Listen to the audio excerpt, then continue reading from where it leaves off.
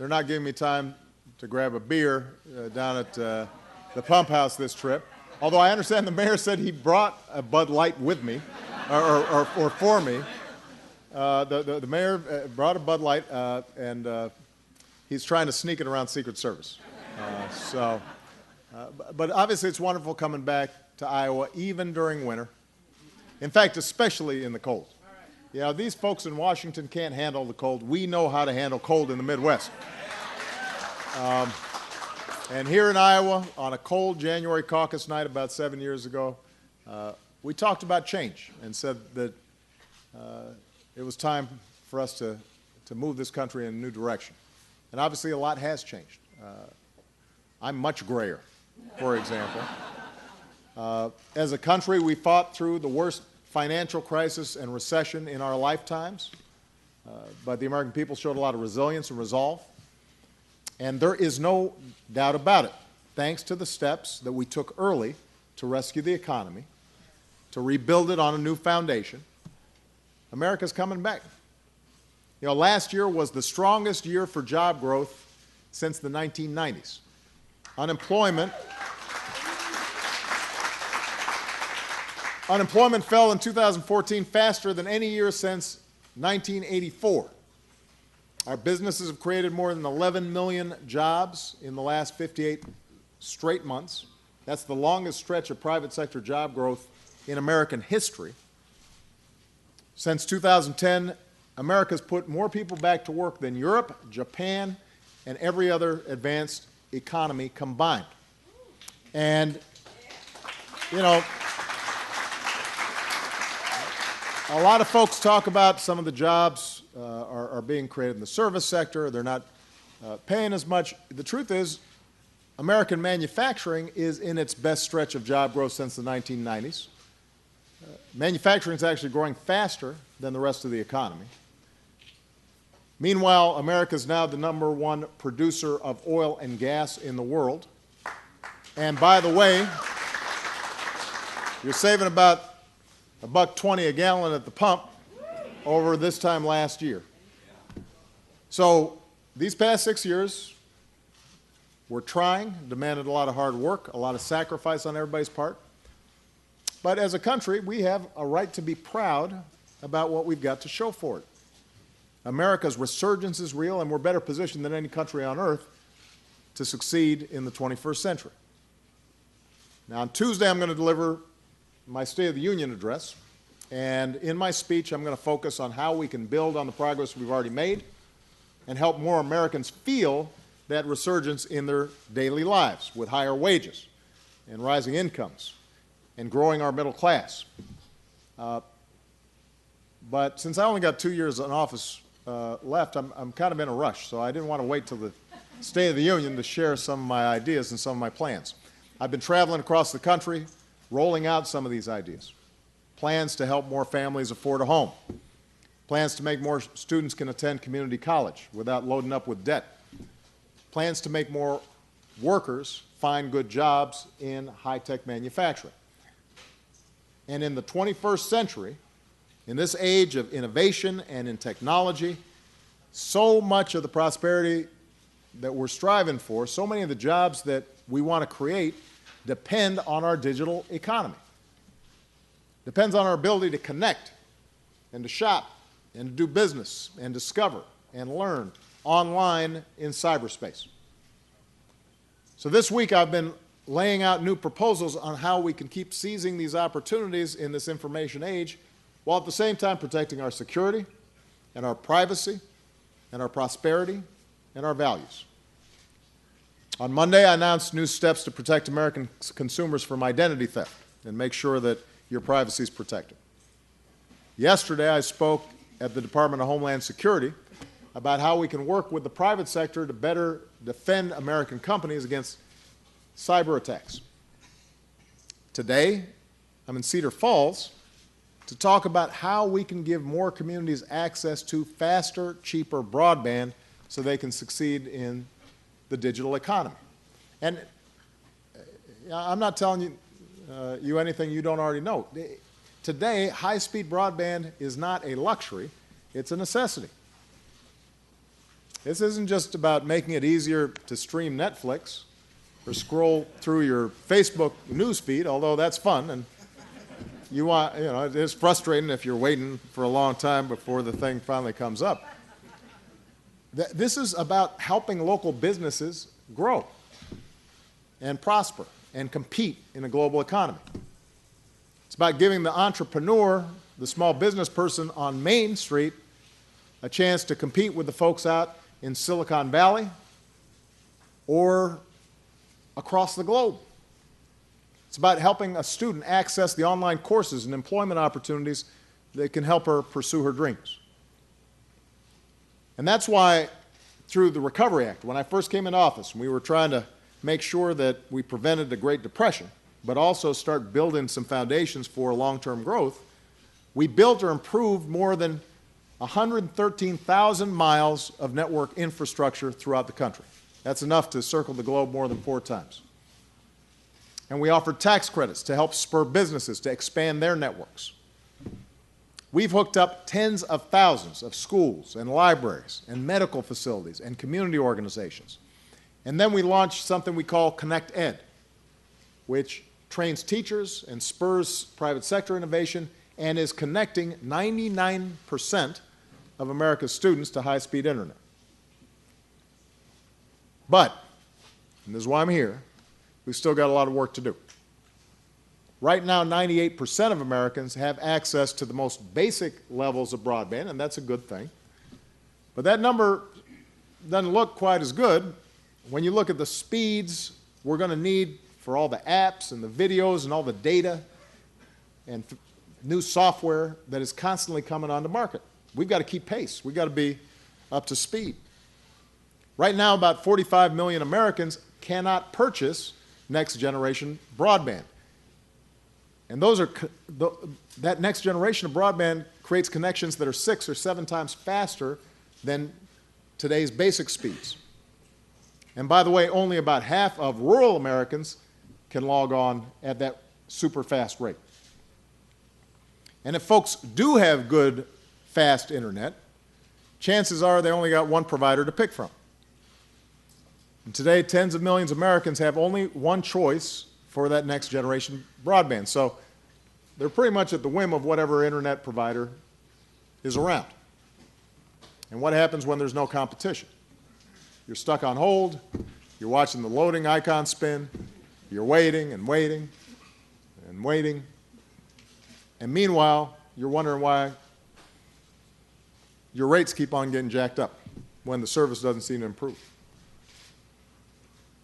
Now, in Cedar Falls, things are different. About 20 years ago, in a visionary move, ahead of its time, this city voted to add another option to the market and invest in a community broadband network. Really smart thing you guys did. This is a really smart thing you guys did.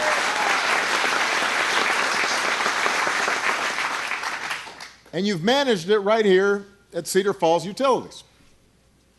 Then a few years ago, you realized that customers were demanding more and more speed. All the movies, all the increased data, Instagram, all this stuff suddenly is just being loaded up. And basically, you guys were like the captain in Jaws, where you say, we're going to need a bigger boat. So having already made the smart investment 20 years ago, about 5 years ago, you said, we got to upgrade to a fiber network throughout the city. And eventually, with the help of some federal funding, the surrounding rural areas as well. So today, Cedar Falls is Iowa's first gigabit city.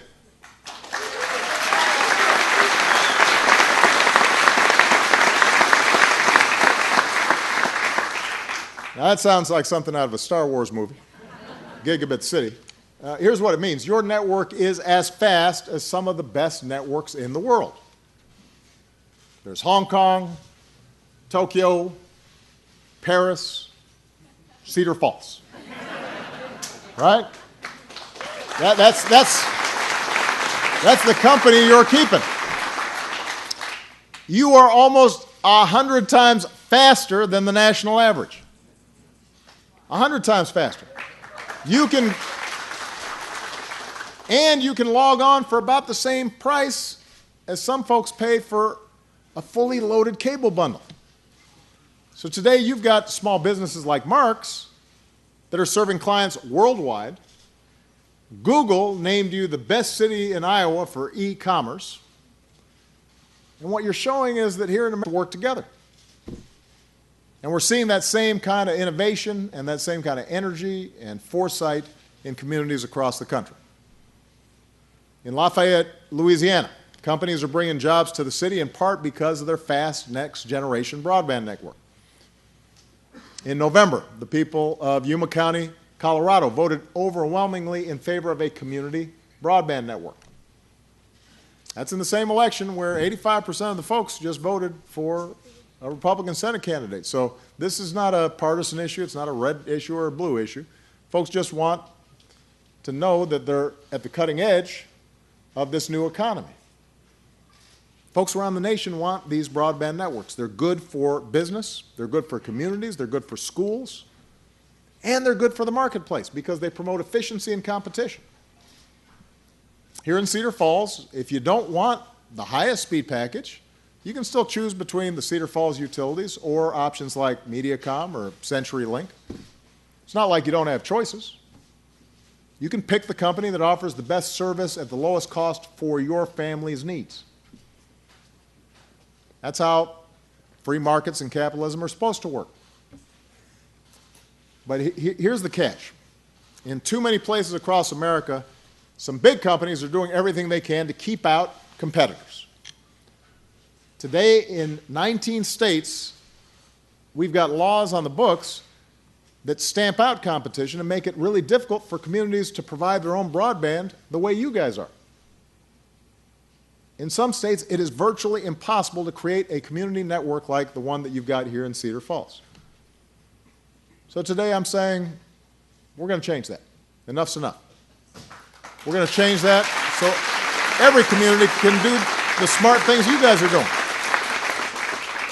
So not long ago, I made my position clear on what's called net neutrality. I believe we've got to maintain a free and open internet. Today, I'm making my administration's position clear on community broadband.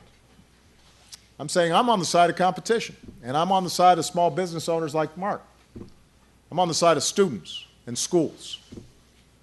I believe that a community has the right to make its own choice and to provide its own broadband if it wants to. Nobody's going to force you to do it, but if you want to do it, if the community decides this is something that we want to do to give ourselves a competitive edge and to help our young people and our businesses, they should be able to do it. And if there's state laws in place that prohibit or restrict these community-based efforts, all of us, including the FCC, which is responsible for regulating this area, should do everything we can to push back on those old laws. I believe that's what, stands out about America. This belief that more competition means better products and cheaper prices. We do that with just about every other product. We ought to be doing it with broadband. It's just common sense. And that's why leaders from 50 cities and towns across the country, it's a coalition called Next Century Cities, have pledged to bring next-generation broadband to their cities and towns. And that's why I'm announcing a series of additional actions to support their efforts and encourage more communities to follow your lead, Cedar Falls. I'm directing federal agencies to get rid of unnecessary regulations that slow the expansion of broadband or limit competition. They're going to report back to me in 6 months. The Department of Commerce, Penny Pritzker, who's here, they're going to work to offer support and technical assistance to communities that want to follow your lead and set up their own networks.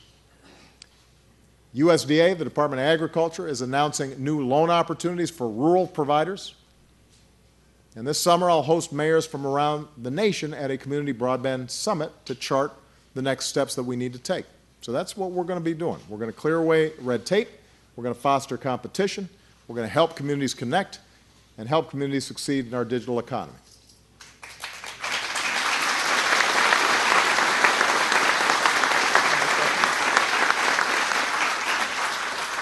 And the good news is we know it works because of you. You guys were like the guinea pigs on this thing. You know, you took a chance and you made something happen. And you're supporting the jobs of the future through faster, cheaper internet. We want everybody to do that. And I want to leave you with a story of another community that has done this as well. Chattanooga, Tennessee. It's an old railroad town. Was once called the dirtiest city in the nation. During the recession, they were hit harder than most places. But that did not stop them from building America's first citywide high-speed fiber network right down the middle of downtown. It's as fast as what you guys got here in Cedar Falls. Today, a new generation of engineers and entrepreneurs have moved down to Chattanooga. Big businesses have set up shop. Volkswagen built a $1 billion manufacturing plant. It's unleashing a tornado of innovation. The city's even testing out futuristic technologies like 3D holograms. And here's what their former mayor said. It's like being the first city to have fire. We don't know all the things we can do with it yet. But think about that.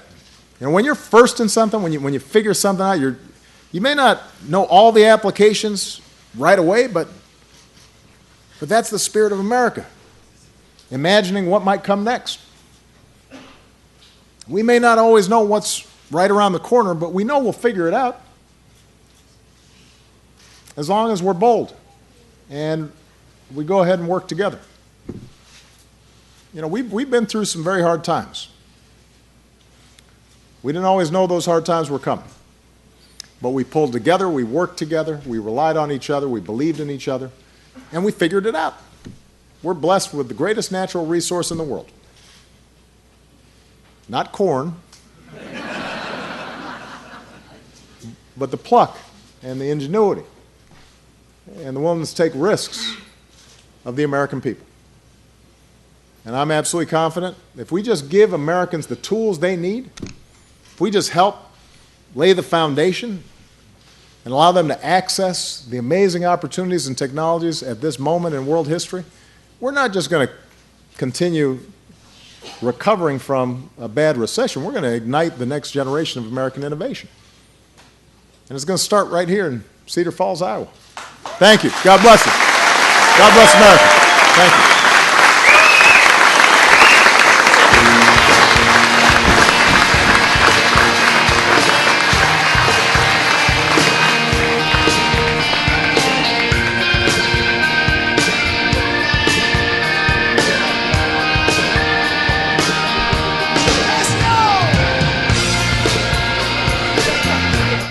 There you had it. President Obama laid out his vision to increase access to affordable, high-speed internet. This will be a topic that he elaborates on during his State of the Union address next Tuesday, along with many topics that he's touched upon over the course of the last week, including education, jobs, and housing, for example, is a topic he spoke about here in Phoenix.